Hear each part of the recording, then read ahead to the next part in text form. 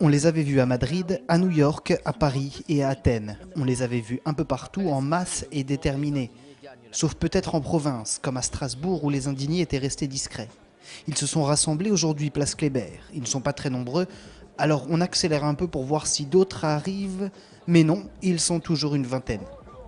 Malgré le fait qu'on ne soit pas très nombreux, il est très important de continuer le mouvement pour montrer aux autres dans le monde que partout des foyers d'indignation existent. On l'a prouvé le 15 octobre quand on a fait des assemblées générales diffusées en direct. Nous étions par exemple à Bruxelles, dans le parc du Cinquantenaire, où il y avait une projection de toutes les autres assemblées générales et nous-mêmes nous retransmettions pour le reste du monde. À l'ordre du jour, une lecture de la Déclaration universelle des droits de l'homme de 1948. Les plus belles fables sont indémodables.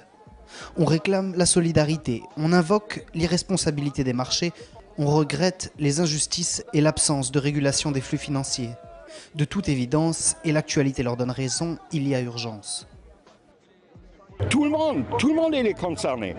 Même les gars qui sont là aujourd'hui, qui sont bien les portefeuilles remplis, des jours au lendemain, ils peuvent rester comme nous, avec rien. Le collectif des indignés de Strasbourg est né au début de l'été 2011. Il distribue de la soupe aux désœuvrés tous les mardis et organise leur indignation. Même si le mouvement est mondial, il cherche son identité, ses priorités, son avenir surtout. Avec parfois le sentiment de se battre contre un ennemi intouchable, infiltré partout, invisible, la corruption, l'inégalité. Dans la vie, dans pratiquement tous les domaines, on se bat contre un ennemi invisible. Mais ce que je dis, c'est qu'un ennemi invisible n'est pas forcément invincible. Et donc il y a toujours moyen de faire des choses. Et souvent, on se rend compte que même quand on est à 2-3, on peut faire de grandes choses. Donc quand on est à 50-100, on sait qu'on peut faire encore plus. Le jour où les forces de l'ordre et les banquiers eux-mêmes les rejoindront et manifesteront contre le système qu'ils servent, alors les indignés auront franchi une étape. Ils auront même gagné. Ils ne seront alors plus une simple bande de marginaux dans une ville bourgeoise.